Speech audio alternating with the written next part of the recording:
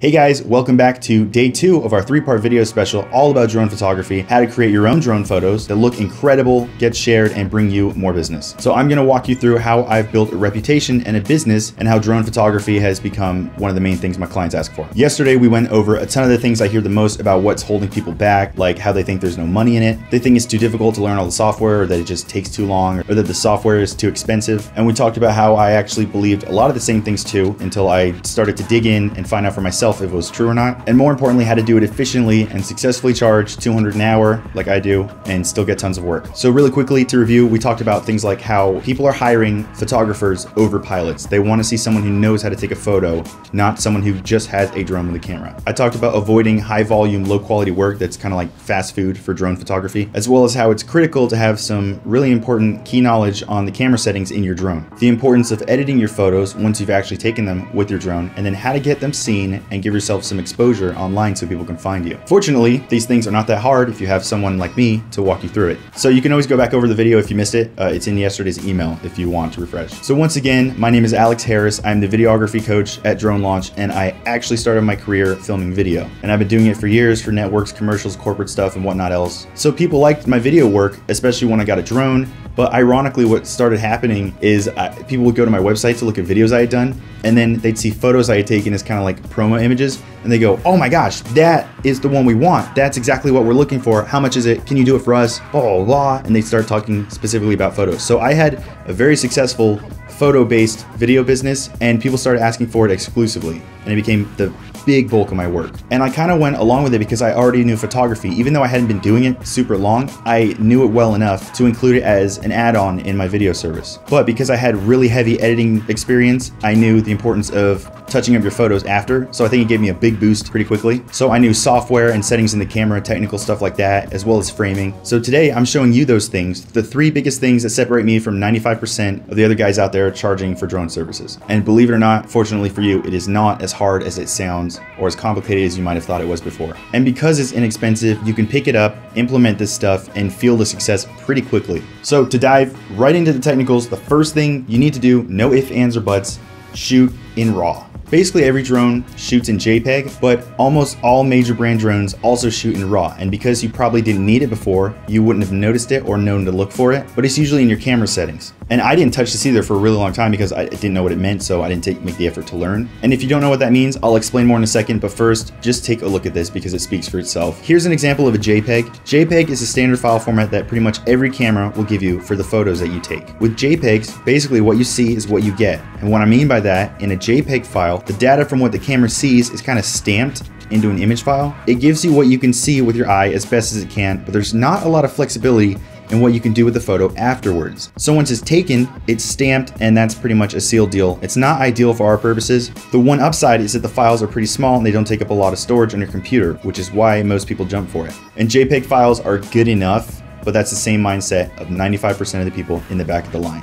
Now take a look at this. These are the counterparts of those JPEG photos shot in the RAW format. RAW captures much more data than JPEG. It basically soaks in as much info as it can about the lighting and the color that you're aiming at. When you first snap the photo, it might not look like much. In fact, it should look really boring, but it's closer to the source material because you can decide later all the color and lighting, but the range you have to work with is enormous compared to JPEG. There are shadows here, highlights here, textures that are in range that isn't visible with the naked eye, color information you wouldn't know about otherwise, and you can manipulate all of these values to bring out the richness in the photo you didn't know existed. So JPEG is like a chip. It's baked into place, and RAW is like working with dough. It's close enough to the source material that you can bend and play with it and make so many different things with it without breaking it, like how a chip would crumble as soon as you tried to bend it. I can't harp on enough about this, so just shoot in RAW.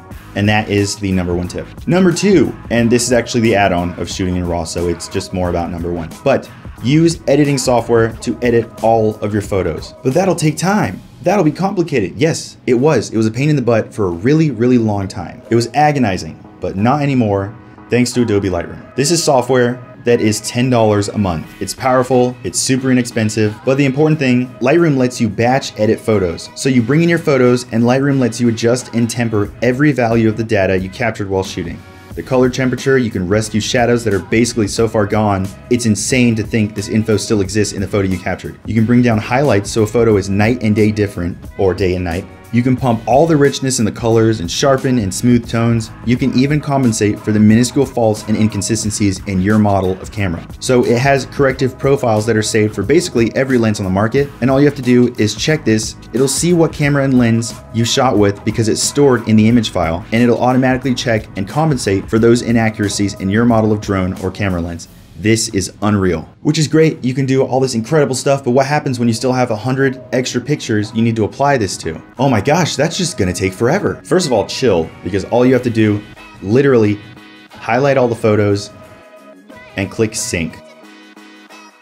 Lightroom will apply those settings you made to every single one of your photos. This was such a revolution to my workflow, I wouldn't even bother with photography without it. And then you just go into each photo and make small adjustments. Lightroom also lets you clean up unsightly objects or weird things in your environment through some really intelligent features. It's seriously incredibly genius software, and with some guidance, you can learn which settings look the best and work the fastest, just like I did, and it wasn't that long ago when I learned all this stuff. I've only been doing this for a few years, and my photos are night and day different in quality. The number 3 tip: you have all these fantastic drone photos that you've got, and what are you supposed to do with them? And how do people know that you exist and you have the skills and the know-how to shoot raw, edit in Lightroom, and produce something just beautiful? So how do you get them to find you? Well, I've mentioned before, a very, very satisfying thing about aerial photography is that it pretty much markets itself. Depending on which forums and platforms you decide to distribute this stuff on, it's really easy to get people to look at it who live nearby and enjoy it. The attention is great, and these photos are relevant to almost everyone in your area because they live in your city.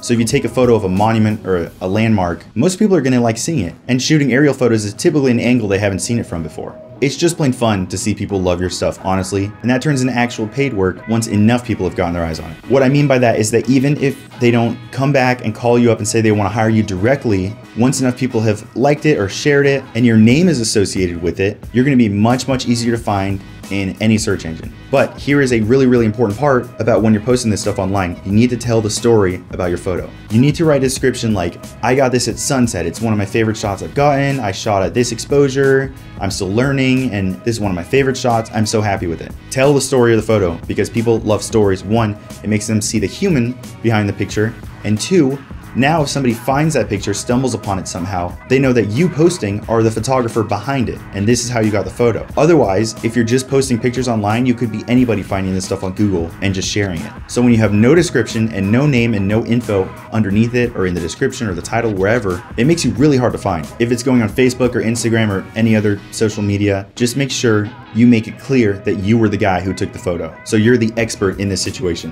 When you show a little bit of your personality as well, it makes it much more inviting for somebody to give you a cold call and ask you about your prices. So let's say you're using these methods and it's going really well. Lots of people have liked it and shared it. It's going on blogs and forums and whatever else. When someone searches drone photography Wichita or wherever you live, your name is going to be associated with any pictures that pop up automatically in images. And if your photos are the most recent, relevant, and most liked, you're going to pop up first under images or those blogs you've been posting to, and you are a million times easier for a big client to find from out of town. I've even picked up work doing this stuff on Facebook and Instagram from people I know, like friends. And even if they don't hire you directly, it'll be in the back of their minds that you're the guy who took these photos, and when somebody asks for it, they want to know somebody, they want to have a friend that does this that they can refer to because they want to be helpful. So just make sure that it's in the back of the mind of everybody you know, you're the guy taking drone photos. When serious clients go looking for work, they're specifically looking for a couple of things. So when they see the type of treatment you do to it, they'll know right away that you're shooting raw and using Lightroom and probably have a photography background, so you can handle a more serious job with bigger clients. To a construction company, a casino, or resort, real estate developer, the extra money that they're going to pay you per hour is well worth it, because this is stuff that's going in a magazine or in front of thousands of people. So consider those things. Think about what I've said. That wraps up video 2, and I know what you're thinking. Wow, thanks for all this juicy info. I've had my fill. Well, I am not finished. So tomorrow we're going to show you 5 of the most amateur mistakes you don't want to showcase in your work that big clients know to look for that show you aren't ready for a high-paying job. So come back tomorrow for more seriously juicy info I wish I knew when I started my career. My name is Alex Harris with Drone Launch Academy. Hopefully, I'm going to see you guys tomorrow.